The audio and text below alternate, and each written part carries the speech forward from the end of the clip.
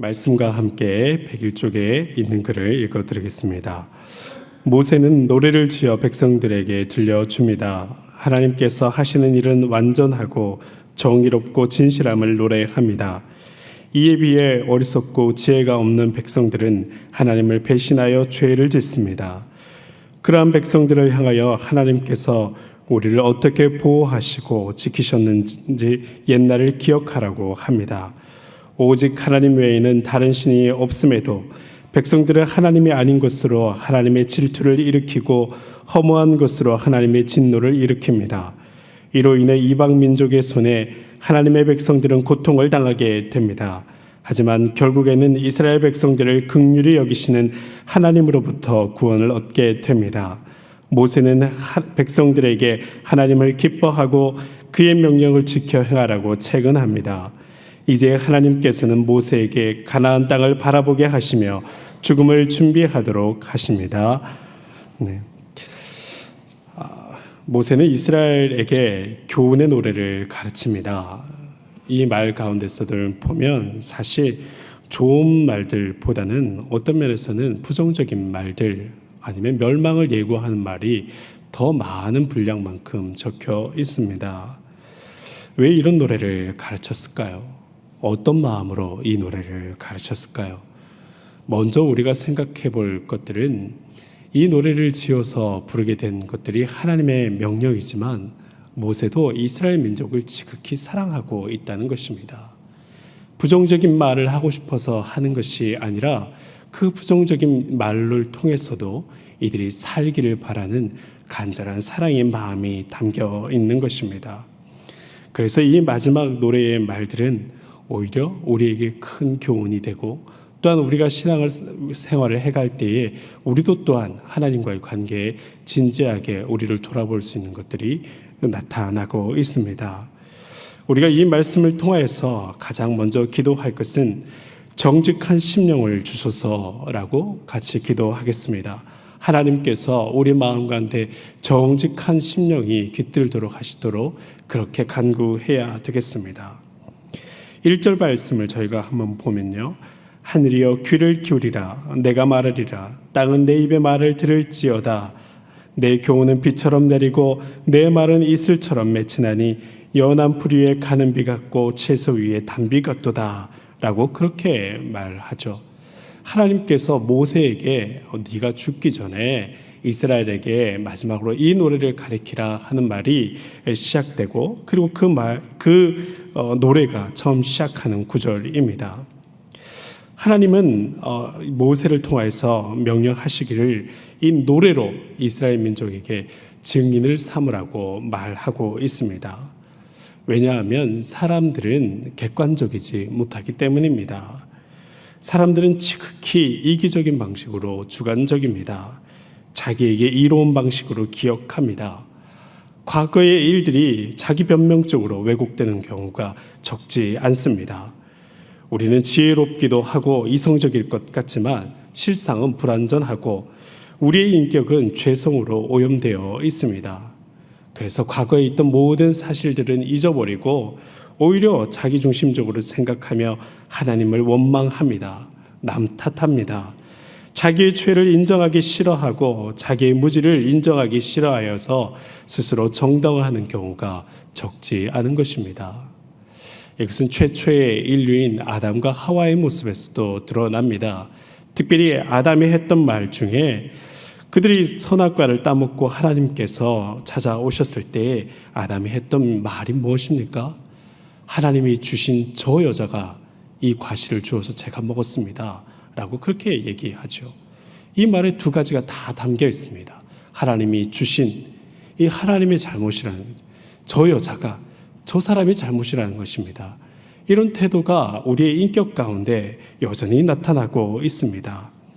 그러니 그들이 멸망하게 되었을 때에 그들에게 뭔가 징계가 오게 되었을 때에 그들은 스스로 얘기하기를 하나님께서 또 저 사람이 저지른 죄 때문에 우리에게 징계하셨다 이렇게 쉬이 얘기했던 것입니다.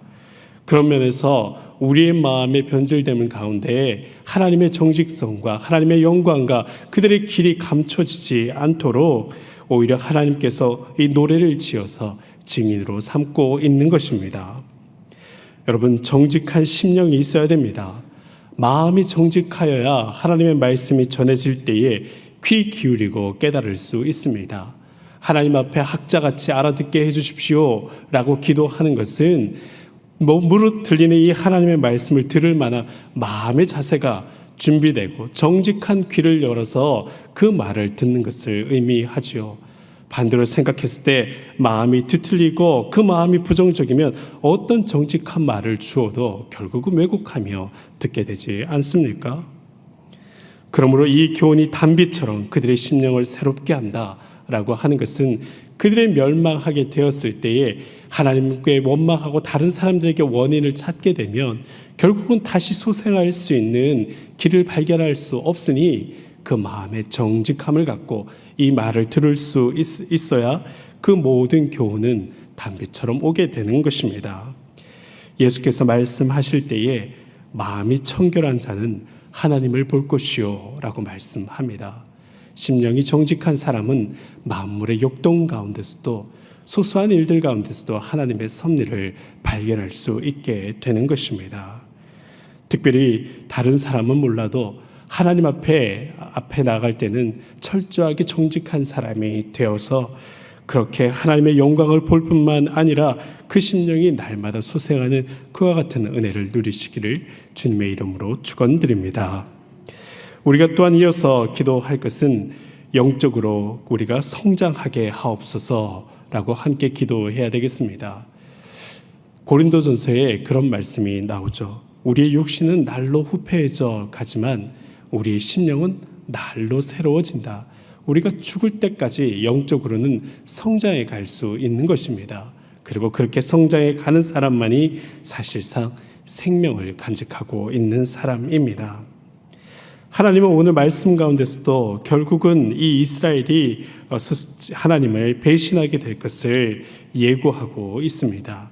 15절 말씀에 보면 그런데 여수론이 기름짐에 발로 찼도다. 내가 살찌고 비대하고 윤택함에 자기를 지으신 하나님을 버리고 자기를 구원하신 반석을 업신여겼도다 라고 그렇게 얘기합니다.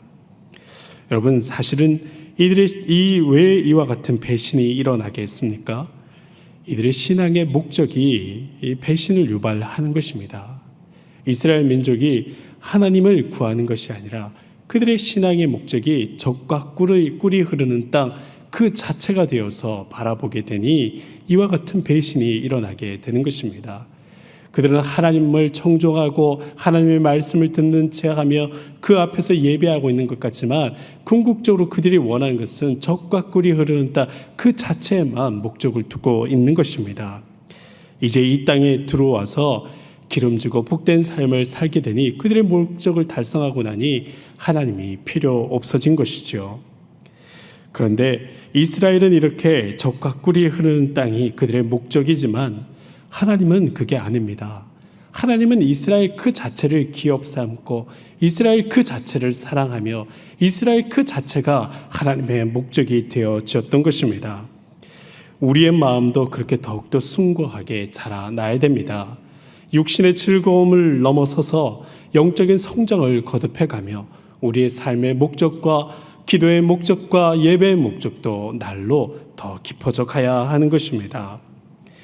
9절 말씀에서 저희가 잠깐 보면 이스라엘 분깃은 자기 백성이라 여호와의 분깃은 자기 백성이라 야곱은 그의 택하신 기업이로다 라고 얘기합니다. 특별히 누구의 이름이 언급됩니까? 야곱의 이름이 언급됩니다. 이 야곱이 어떤 사람입니까? 야곱은 지극히 욕망의 사람이지요.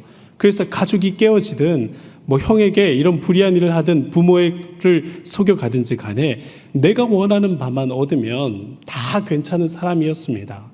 근데 이 사람이 20년 동안의 수많은 질고를 지고 어려움을 당하고 그 가운데서 그의 심령이 새로워지죠 갑니다.